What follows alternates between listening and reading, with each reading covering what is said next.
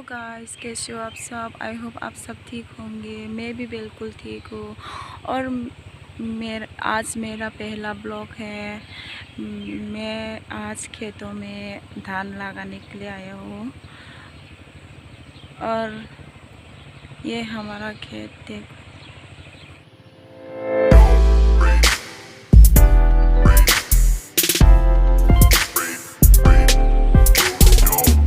और मैं अभी धान लगाऊंगी।